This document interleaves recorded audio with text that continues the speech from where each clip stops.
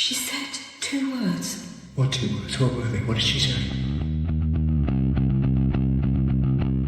Bad wolf.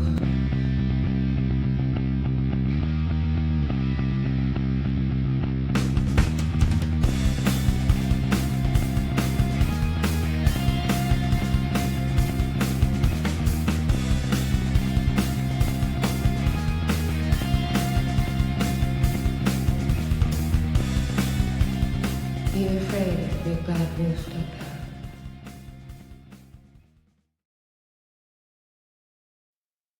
Allons-y, everybody, and welcome to the Bat Wolf broadcast. I am Tony, and with me always.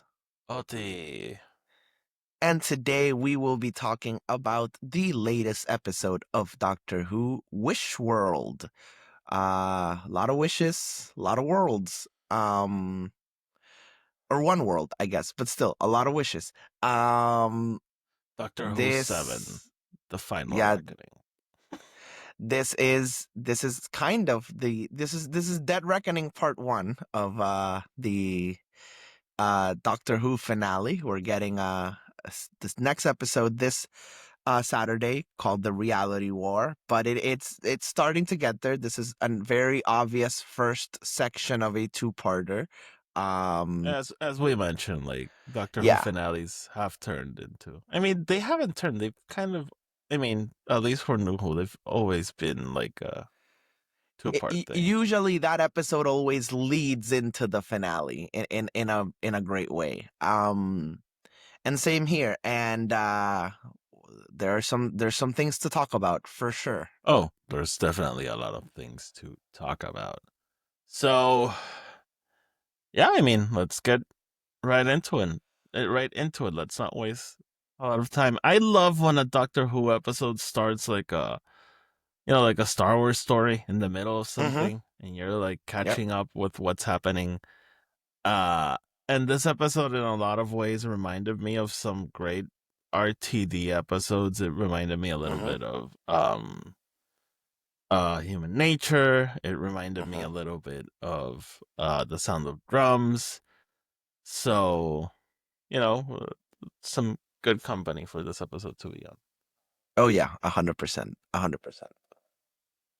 So yeah, we literally wake up with the Doctor, and it's just a random day, and the Doctor is doing what the Doctor does. He's living with Belinda, his supposed wife, and his supposed daughter Poppy, and he's going to work, and he lives like in a 1960s, 1950s universe. And he's John Smith, by the way. It's been a while since we've seen John Smith. It has been a while since we've seen John Smith. And yeah, he's living the most normal life that the Doctor could possibly live. Very much the opposite of everything the Doctor likes. But it's very interesting that the episode does open with the Ronnie somewhere in the 19th century. And then she's in Bavaria and she steals a baby. And that's a pretty horrific scene. She arrives in this house. She's like, yeah, by the way, family, I'm taking your baby and I'm turning all of you into farm animals. And they're like, okay. They're like, there's nothing we can do about it. Okay, we're German, so sure. And she does that. She turns them into farm animals and leaves with the baby. We later learn that this baby is supposedly a god. Yep, he is a newborn incarnation of one of the gods of the pantheon. Yeah, that can transform wishes into reality. Yeah, and that's basically the whole premise of the episode. The Ronnie has created a fake world because she wants to destroy it and see what's underneath it. That's a super weird premise. It really is. It really is. And the whole idea of using doubt as the thing that breaks the universe, right?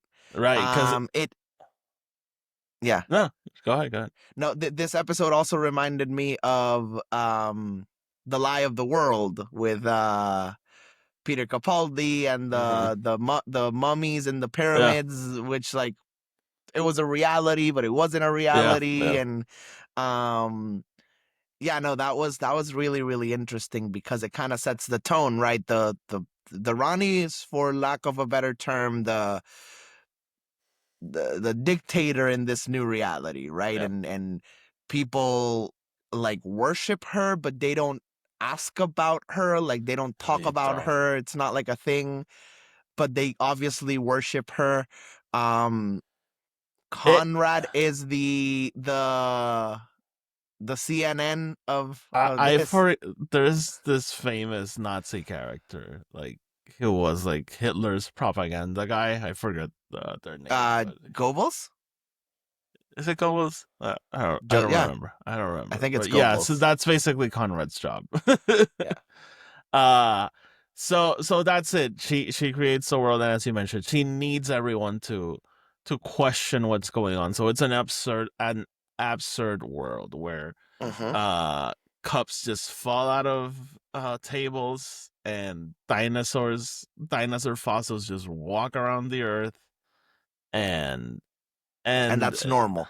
and that's normal, right? And people accept it as normal, but she needs them to question it. But questioning it is dangerous, Mm-hmm. which should lead to people questioning it even more.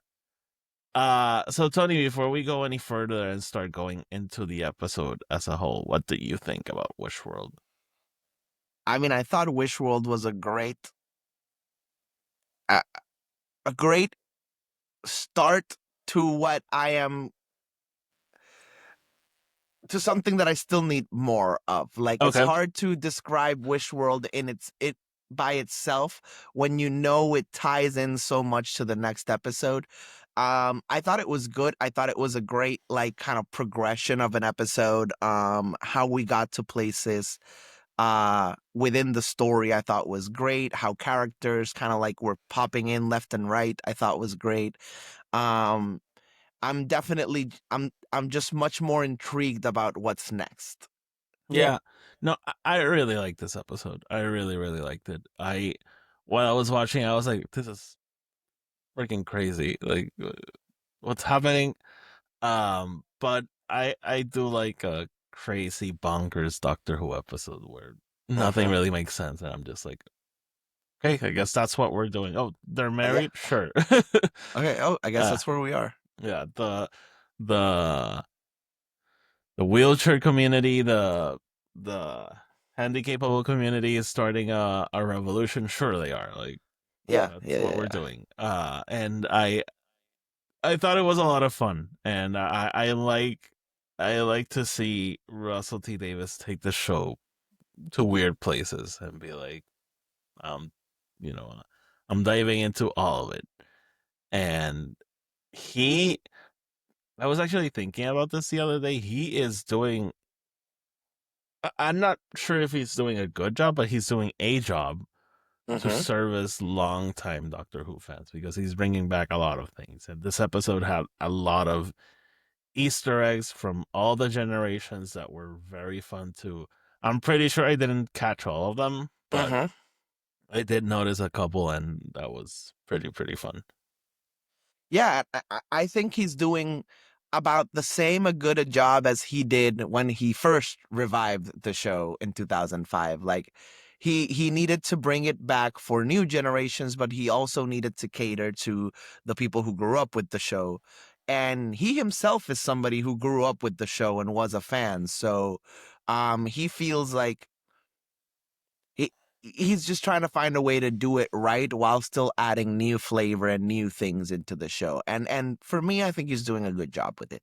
Um like yeah, like this episode brings back so much of like the old era, um not just with little Easter eggs, but with full on like, you know, bringing the Ronnie back, bringing Susan back. You Is she know, back? I mean, she She's is there. also she's also in this episode. Probably dies also.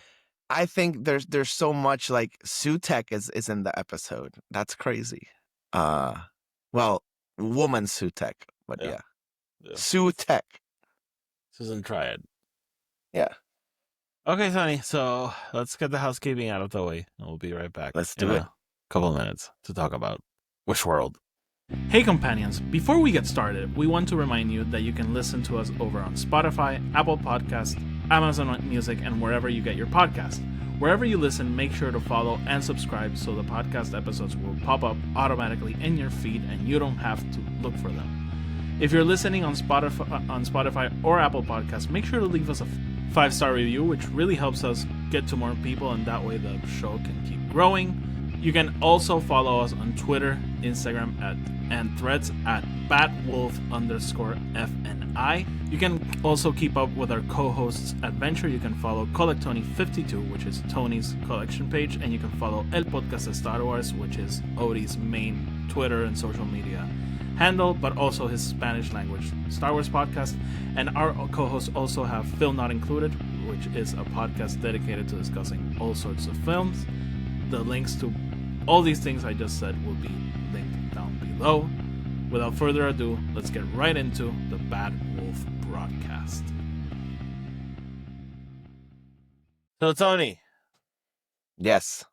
Wish World. So, as you mentioned, the Ronnie is in the late 1800s, mid 1800s, and she picks up this baby who's revealed to be the Siderium. I don't know how to talk. So, and A she god of the uses pantheon. she uses this new reincarnation of a god. He's they're the god of wishes, to grant Conrad all his wishes. And Mhm. Conrad has a very specific worldview, and this god is gonna create that world for everyone to live in. Yeah. And basically, whatever Conrad wants, Conrad gets with this baby. But there's an extra element in there that I love, which is like, oh, you want to be the one who controls the world, you have to physically and literally control the world. I love that because it's so stupid. He doesn't get to live it, though. It starts, no, I know he doesn't get to live it, but there's that stupid line in like his first like telecast when he's like, and weather is gonna be nice for everyone. And then when the Ronnie, Mrs. Flood's Ronnie comes in, he's like, yeah, there's so many, like I have to remember the weather. If I don't remember it, people die. Like, Yeah. like there's floods and there's stuff. Yeah. Like he literally has to control this world. Like he can't just be like, this is the world and then let me go on. Like he like daily has to be on top of keeping the world in check or Yep. or running, you know. Yep.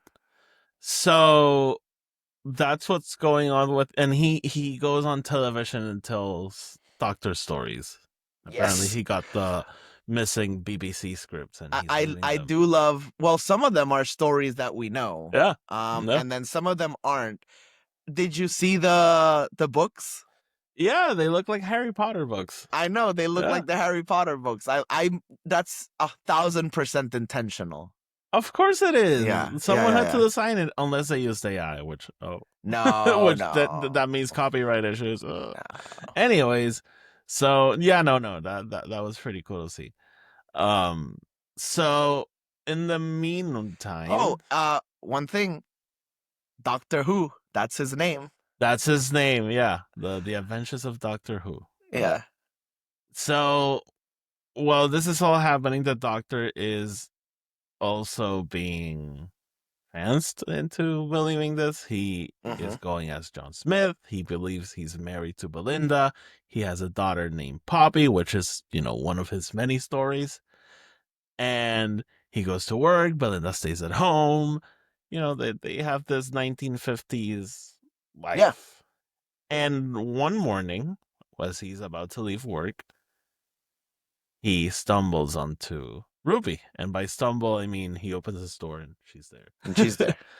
And she doesn't really know what's going on, but she knows something is off. Mhm. And she's like, I think your name is a doctor. I think you and I know each other.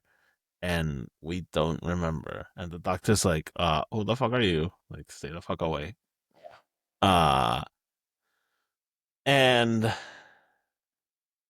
yeah, Ruby's kind of an Mel is his outcast. neighbor. Oh yeah, no, Mel's his neighbor, and he like sees her, and they're like, "Ah, look at this beautiful world we live Yeah. in." No, I love because Ruby clearly can understands that there's something wrong with this world and that it's not the correct one, and she's just trying to get answers, but she doesn't want to disturb the doctor's life either. Yeah, I love how she just doesn't know what's going on. She's just saying, "I know I've lived through this before, Yeah. and I know it's not like this." And we get that flashback to 73 yards of she living her entire life. Yeah, like she's lived through 2025 already. She knows that it doesn't end up like this. Yeah. So we'll put a pin in that. She then starts to look for answers and find some later on. So, oh yeah, and this world, as I mentioned, it's absurd. Things are Mhm. weird. Weird things are happening all over the place, just to see if people, realize what's going on. Right. Because Dorani needs people to doubt the world. And there's also this countdown for May 24th. The Mhm. episode takes place in May 23rd. And there's this planetary wide countdown for May 24th. Yeah, everybody's waiting for May 24th. That's gonna be like the day. It's D-Day. almost like did they call it May Day at some point? Like, because I thought for a second I was like, why'd they call it May Day? Maybe. But it's interesting because yeah, it's like this holiday. Everybody is looking forward to it. Everybody's excited about it, but nobody knows why. Yeah. Nobody ever explains why. Nobody's ever like, oh, it's because this is the holiday or this will happen. It's just like, I can't wait for tomorrow. Tomorrow's gonna be great. We're gonna be celebrating. Everybody's gonna be celebrating. And it's clear that whatever the Rani is doing is leading up to that day. Like that's the day where everything will happen, right? Yeah. So the doctor goes to work at Unit, which is an insurance company. Yep. I love that. Yeah. It was like the Unified National Insurance Team or something like that. It was crazy. I loved it because it was like the perfect letters, Yeah, the perfect neo acronym. These socialist Europeans. Yeah. So while at work, the doctor starts expressing doubts. He says a couple things that make people go like, "What are you saying?" Yeah, you I don't can't say remember the this word. specific lines, but they were like these very random. Well, the two that I remember is one, he's talking to the captain soldier who sleeps with Kate every once in a while, and he essentially tells him that like, oh, he should ask Kate out on a date, and he's like, oh, because you're a handsome man. And the guy boys don't stays like yeah, boys. exactly, yeah, very 1950s thought. This Conrad, such a homophobic. I know. And then the other one is when because they see the Ronnie come back and return in her scooter to her bone palace. And I think he asks something like, I wonder who she is, or something like that. Why are And you wondering who she is? Exactly, and everybody's like, you can't do that. Like, We don't do that here, man. we don't think about people here. Go to your job, asshole. Yeah. So yeah, those are the two moments. By the way, I need to know this captain's name because I always forget. The one who's also going to be Christopher Ibrahim. Yeah. He's also going to be in the War of Land and Sea. Sure he is. Kate's boy toy. And Kate is like this very uptight boss, and the doctor's like, yeah, you should bang her. Yeah. What's the Brooklyn Nine-Nine episode? It's like, you guys just need to bang. Yeah. Bang! Bang! So yeah, the doctor starts expressing doubt. People are suspicious of him, but no, he doesn't really make much of it. It's a weird thing. Belinda also starts expressing doubt. We meet her mom for the first time. We meet Belinda's mom finally, and grandma, I think. Grandma, Yeah. and she's at home, cups that keep falling from the table. What is it? Oh, the Belinda's mom starts saying something like, "Oh, I don't remember the day you gave birth," or something like that. Yeah, like I'm pretty sure I was there. I just don't remember. Also, let me know what you think. Poppy also knows that this universe is fucked up, right? Poppy knows everything. Yeah. Poppy is Omega.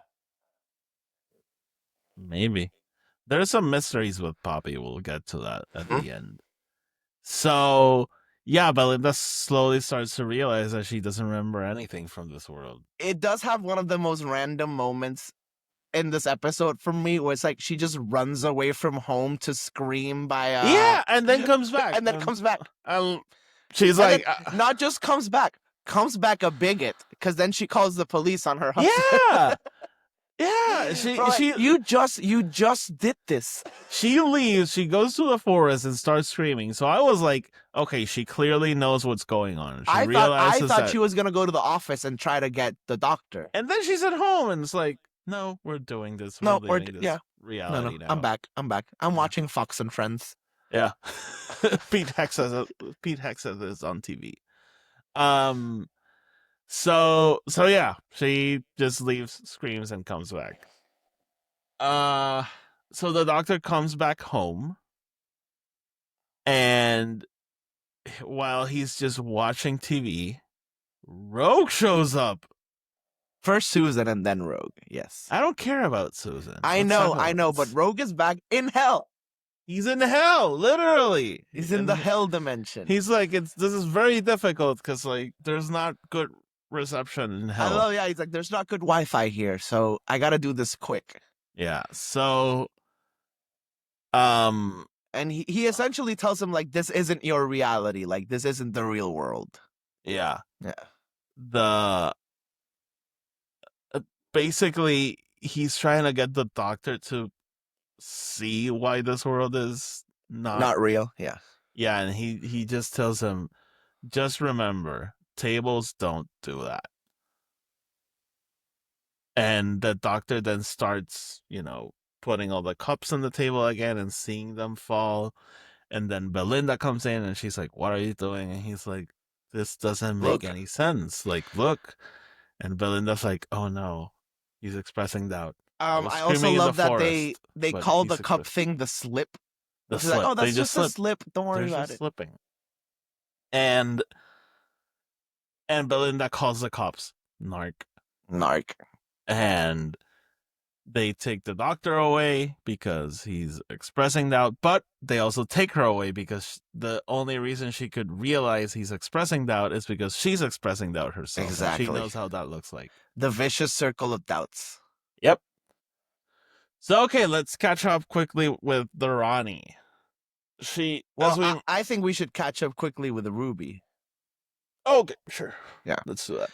Yeah. So Ruby kind of like is still doing her thing. She's walking around town aimlessly. She's looking for people who are also doubting. She's wearing different clothing than everyone. Yes, and then she finds Shirley, who's the unit scientific advisor that we've met in other episodes, and she's like, "Hey, like I feel like don't have rocket launchers anymore." Yeah, I feel like I know you, whatever, and like they realize that they are from this other universe. And then like Oti had mentioned earlier, like the handicapped community, because Conrad doesn't think about them, they're not part of this new reality, so they can understand that these things aren't right.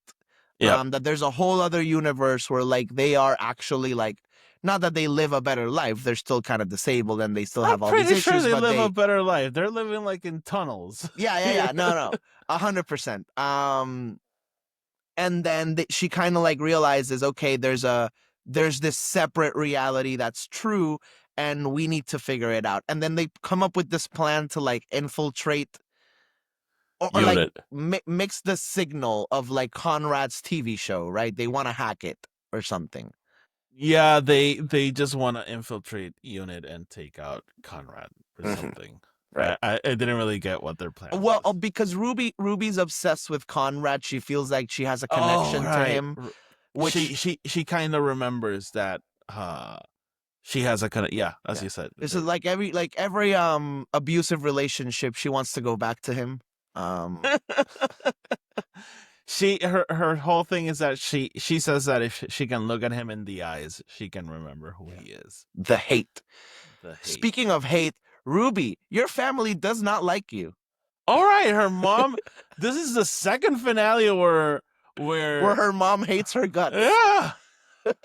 Poor Ruby.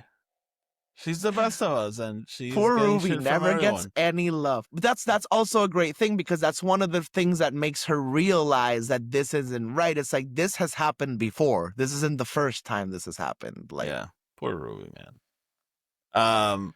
So the devices plan then to invade unit or something, which will not work. Okay, the Ronnie. So the Ronnie.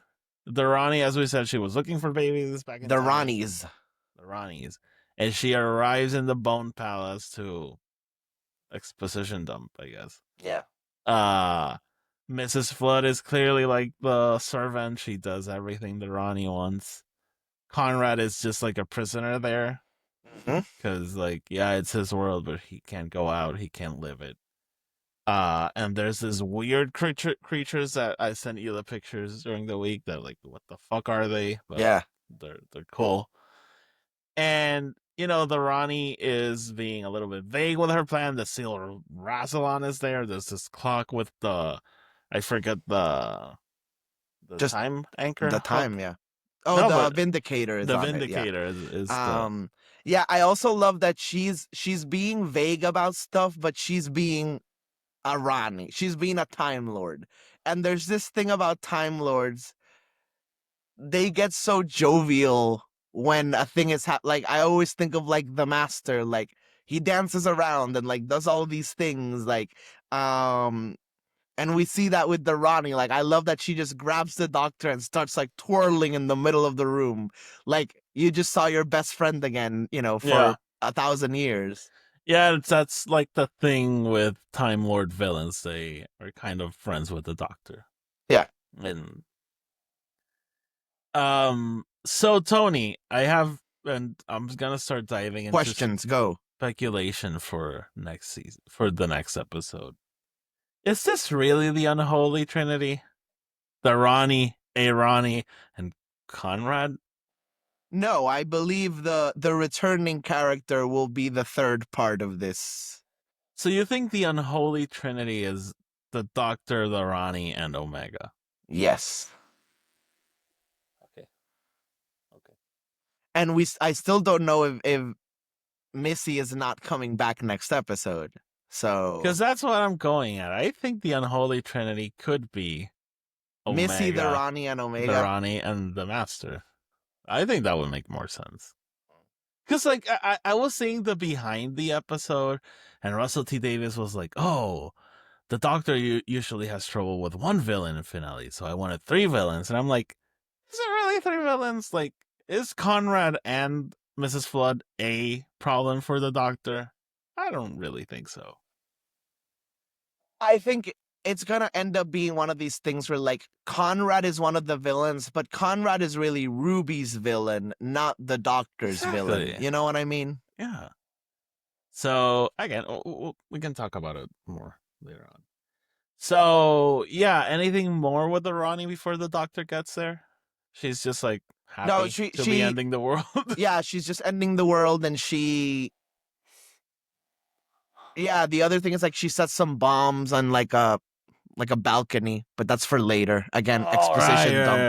Right. So, okay, the Doctor arrives in the Bone Palace for expressing doubt, and they go through this threshold thing. Yep. And which we'll later understand. And the Ronnie reveals her grand plan to the Doctor. And the Doctor's like, bitch, who are you? I don't even know who I am. Literally. But she makes him remember. Do you know Cyril Karn? Yeah, she makes him remember. I love that she, like, slowly, like, brings him into, like, everything. And we see the previous incarnations of the Ronnie. As the Doctor remembers, we get the obligatory All the Doctors montage, which we got a couple episodes ago. Yeah. But it's always cool to see. He needs to remember who he is too, so. Yeah. So Let me see. Yeah, the doctor then reveals that she needed him to express doubts because she's like, this world will implode when people express doubts, but if a Time Lord expresses doubts, it's gonna be so much worse. Like the fabric of reality itself will. And as the doctor breaks out of his spell and realizes what's going on, that's the ultimate doubt. Like, that's the ultimate catalyst for the world to implode. And the Ronnie basically tells him, like, I need the world to implode because I believe the Omega is hiding beneath all of it. Mm-hmm. Whatever Yeah, the fuck she's that saying means. like, yeah, she wants to release Omega, who's the creator of the Time Lords, for lack of a better term, Mhm. and he's in the underverse, so he's like Yeah. below the universe. I also love that we start getting like DC crisis terminology here, you know, like Infinite Crisis, baby.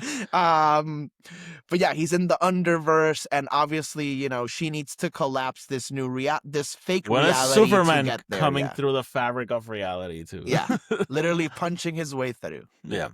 Tony, okay, so I asked you this before we started, but I'm gonna ask it again. So Go. Omega, Yes. you probably know more about Omega than me. I know Omega was the villain of the 3 Doctor arc back in the Yep. day. Yep.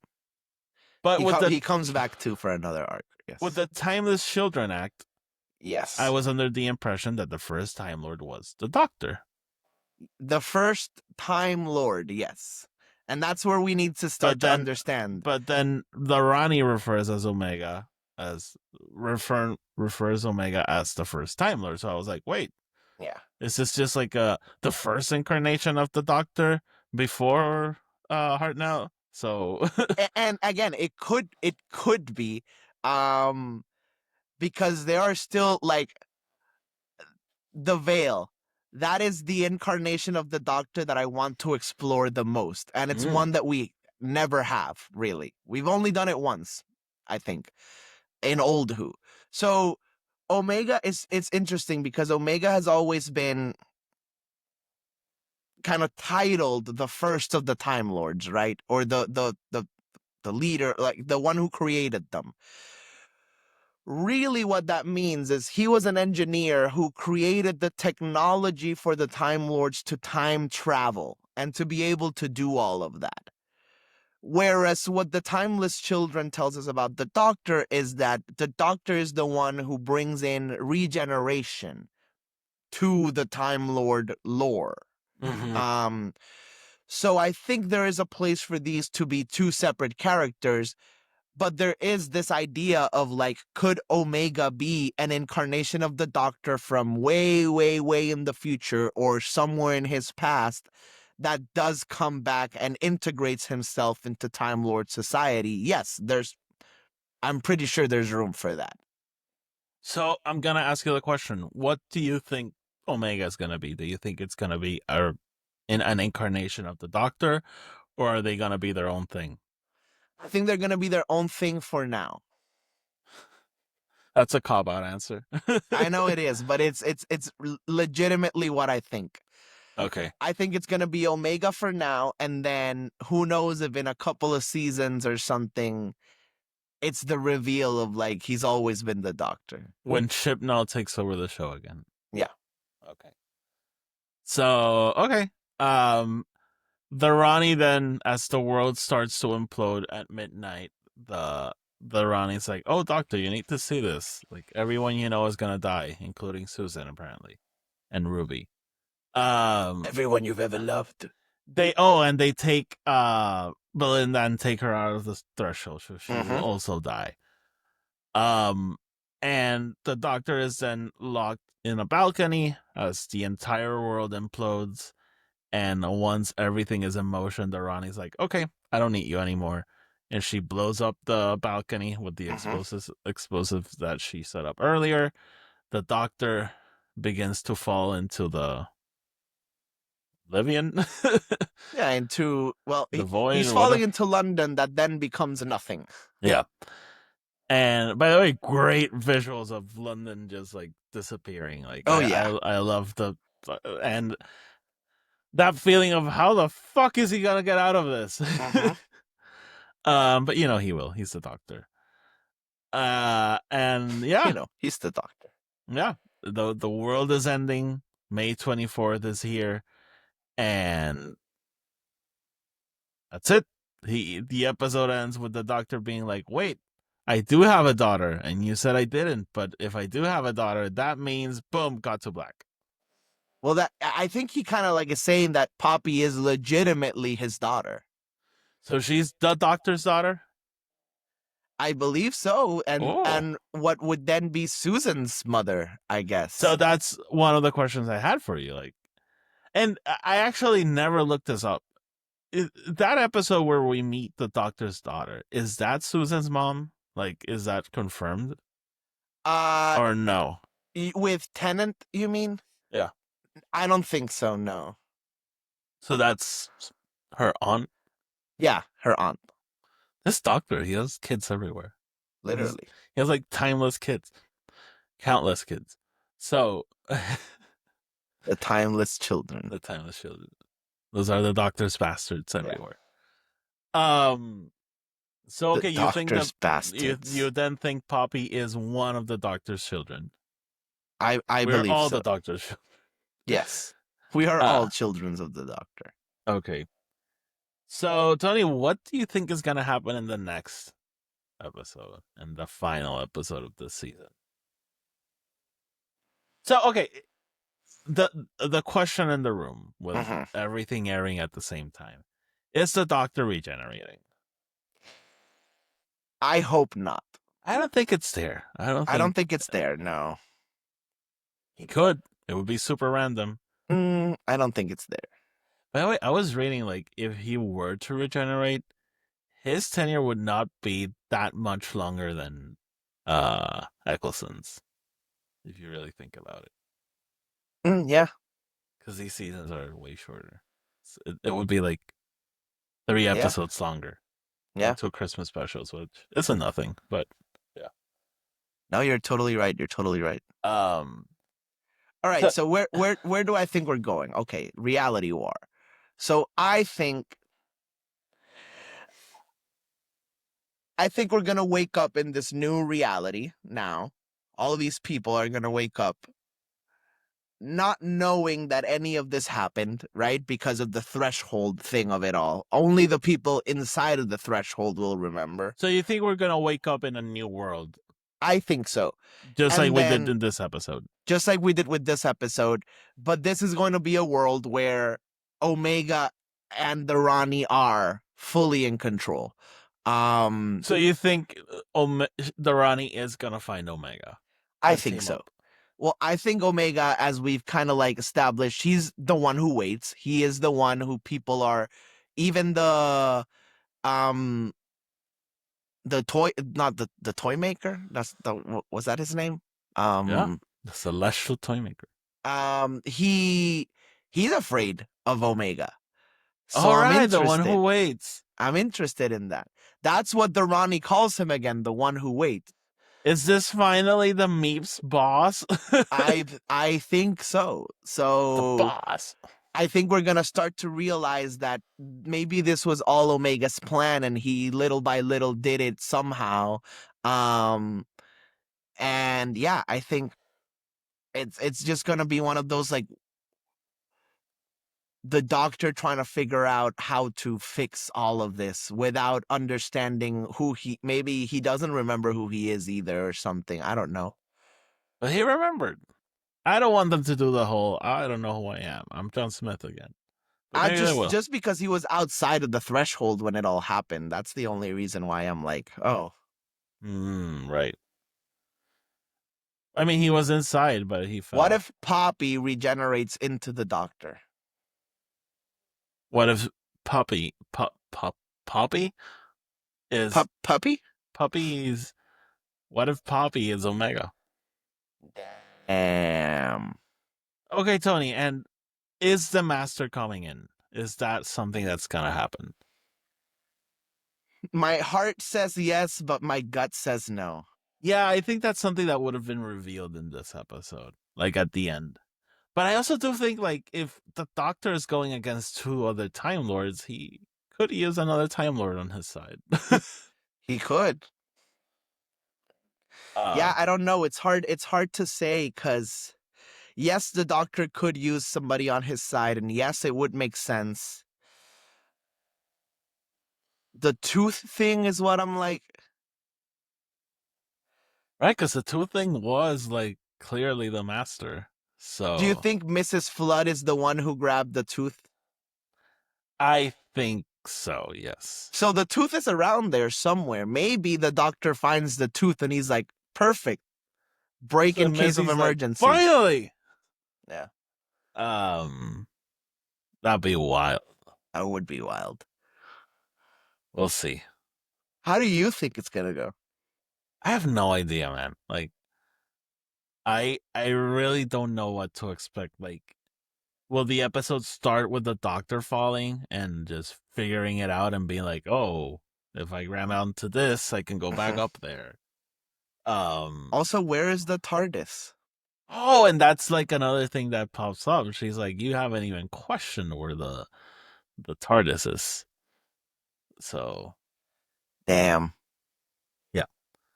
a lot of questions. I'm terrible with Doctor Who speculation. I never know what to expect from anything.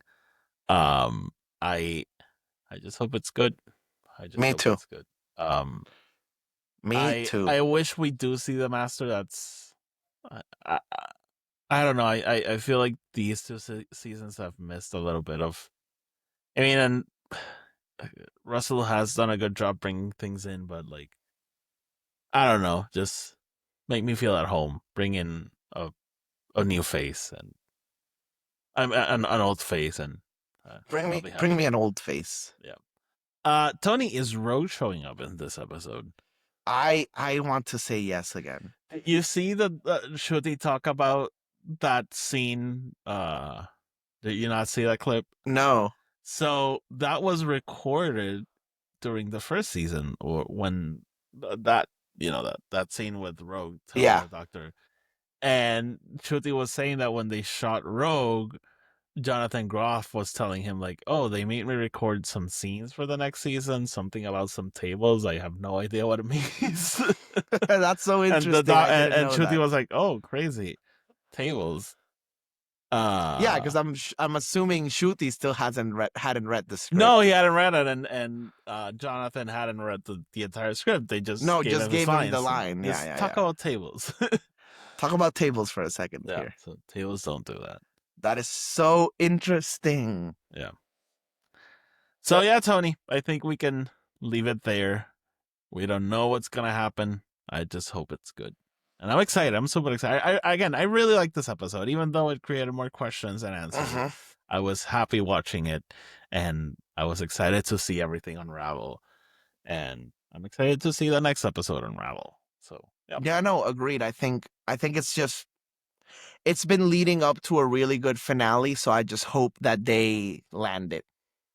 And on the same kind of coin, fucking renew it. Stop being renew fucking the show, dicks. assholes. Who do you think you are? Who do you think you are? The BBC? You think you own this? You think you own the Doctor? We think you've changed, bro. Tony, that's everyone who sees the Doctor. We think you've changed. Every companion, the next season, he's like, you changed, bro. You changed, bro. Tony, let's leave it there. Guys, we'll be back next week to talk about the finale, the reality war. Hopefully it's good. And hopefully we get renewal news by then. If not, we'll cry together. I'm sure it'll get renewed. Yeah. It has to be. Yeah. Follow the instructions down at the description. Follow us wherever you listen to podcasts. Follow us on social media. And we'll be back next week. Tony, take us out. All right, everybody. Thank you so much for being with us today. And with that, Geronimo.